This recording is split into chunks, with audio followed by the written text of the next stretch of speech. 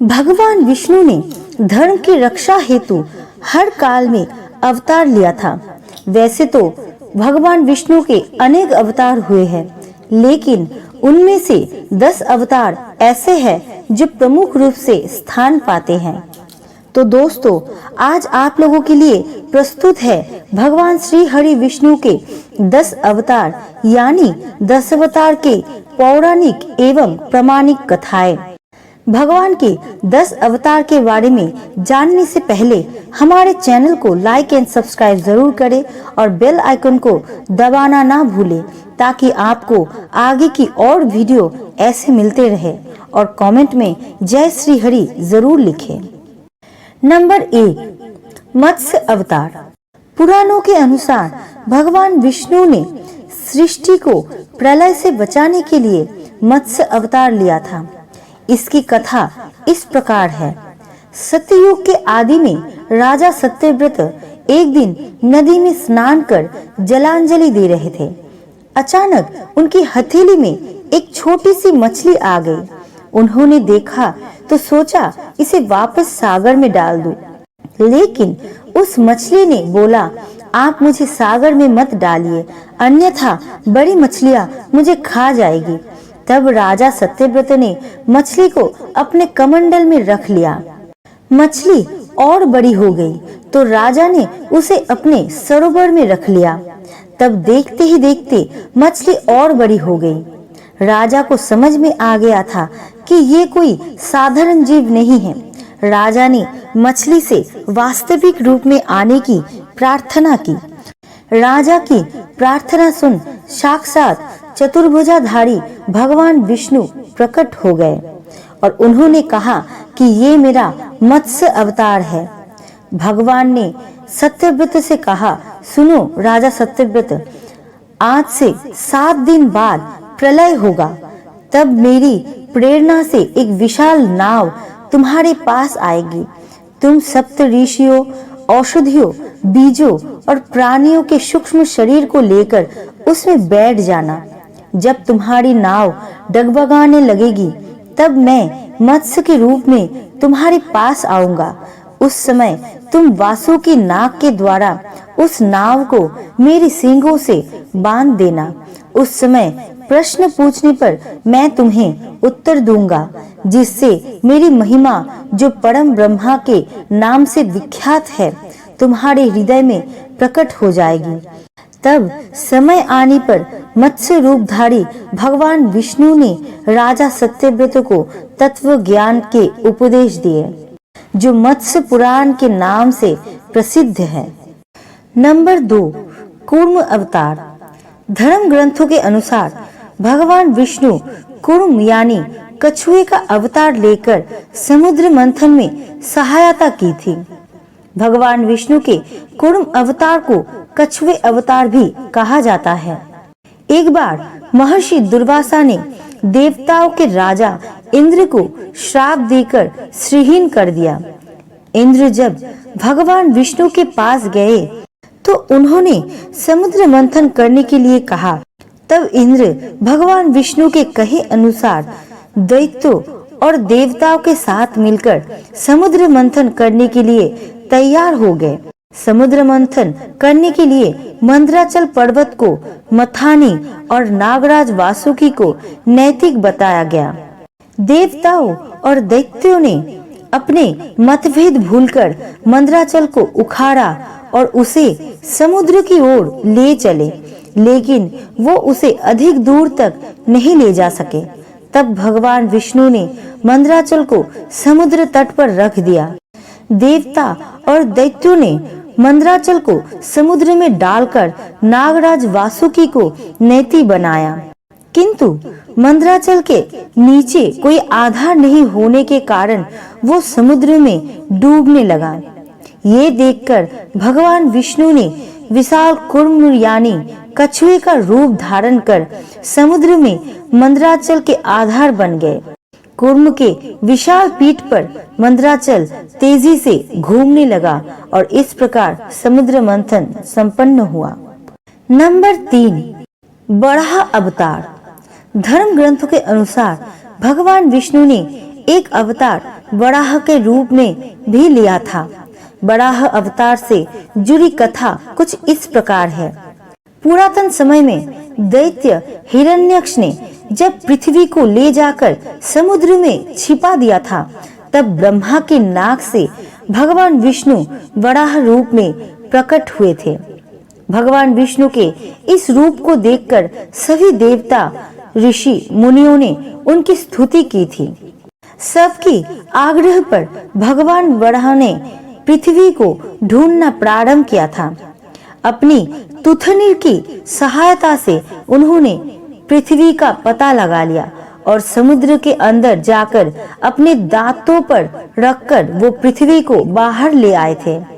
जब हिरण्यक्ष दैत्य ने ये देखा तो उसने भगवान विष्णु के वराह रूप को युद्ध के लिए ललकारा।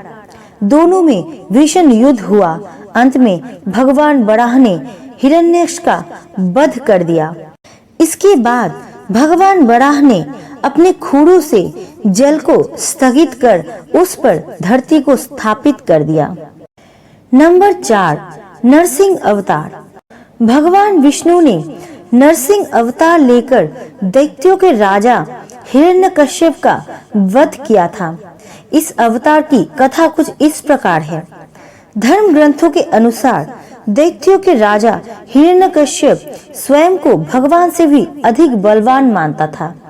उसे मनुष्य, देवता, पक्षी, पशु ना दिन में, ना रात में, ना धरती पर, ना आकाश में, ना अस्त्र से, ना शस्त्र से मरने का वरदान प्राप्त था। उसके राज्य में जो भी भगवान विष्णु की पूजा करता था उसको दंड दिया जाता था। उसके पुत्र का नाम प्रहलाद था। प्रहलाद बचपन से ही भगवान विष्णु का परम भक्त था। ये बात जब हिरण्यकश्यप को पता चली तो वो बहुत ही क्रोधित हुआ और प्रहलाद को समझाने का प्रयास किया, लेकिन फिर भी जब प्रहलाद ने नहीं माना तो हिरण्यकश्यप ने उसे मृत्युदंड दे दिया। हर बार भगवान विष्णु के चमत्कार से वो बच गया। हिरण्यकश्यप की बहन होलिका थी, जिसे अग्नि से ना जलने का वरदान प्राप्त था। वो प्रहलाद को लेकर दधकती हुई अग्नि में बैठ गई। तब भी भगवान विष्णु की कृपा से प्रहलाद बच गए और होलिका जल गई। जब हिरण्यकश्यप स्वयं प्रहलाद को मारने वाला था, तब भगवान विष्णु नरसिंह अवतार लेकर थंबे से प्रकट हुए और उन्होंने अपने नाखूनों से हिरण्यकश्यप का वध कर दिया। नंबर 5, वामन अवतार। सतयुग में प्रहलाद के पौत्र दैत्यराज बाली ने स्वर्गलोक पर अपना अधिकार कर लिया था। सभी देवता इस विपत्ति से बचने के लिए भगवान विष्णु के पास गए। तब भगवान विष्णु ने कहा, मैं स्वयं देव माता अदिति के गर्भ से उत्पन्न होकर तुम्हें स्वर्ग का राज्य वापस दिलाऊंगा। कुछ समय पश्चात भगवान विष्णु ने वामन अवतार लिया। एक बार जब राजा बाली महान यज्ञ कर रहा था, तब भगवान वामन बाली की यज्ञशाला में पहुंच गए। वो राजा बाली से 3 पग धरती दान में मांगे। राजा बलि के गुरु शुक्राचार्य भगवान की लीला को समझ गए थे। उन्होंने बाली को दान देने से मना कर दिया था, लेकिन बाली ने फिर भी भगवान वामन को 3 पग धरती दान में देने का संकल्प कर लिया। भगवान वामन ने विशाल रूप धारण किया।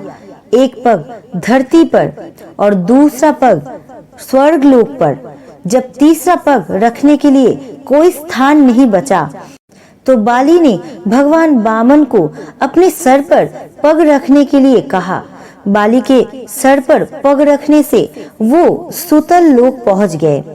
बाली की दानवीरता देखकर भगवान ने उसे सुतल लोक का स्वामी बना दिया। इस तरह भगवान वामन ने देवताओं की सहायता कर उन्हें स्वर्ग पुनः लौटाया था। नंबर 6, श्री राम अवतार। त्रेता युग में राक्षस राज रावण का बहुत ही आतंक था। उससे देवता भी डरते थे। उसके वध के लिए भगवान विष्णु ने राजा दशरथ के यहाँ माता कौशल्या के गर्भ से पुत्र रूप में जन्म लिया। इस अवतार में भगवान विष्णु ने अनेकों राक्षस का वध किया था और मर्यादा का पालन करते हुए अपना जीवन व्यतीत किया था। पिता के कहने पर वो वनवास गए। वनवास भोग दशा में राक्षस राज रावण उनकी पत्नी सीता का हरण कर ले गया। सीता की खोज में भगवान लंका पहुंचे।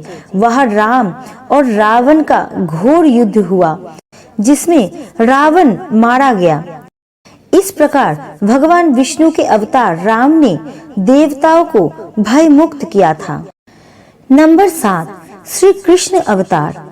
द्वापर युग में भगवान विष्णु ने श्री कृष्ण अवतार लेकर अधर्मियों का नाश किया था। भगवान श्री कृष्ण का जन्म कारागार में हुआ था। इनके पिता का नाम वासुदेव और माता का नाम देवकी था।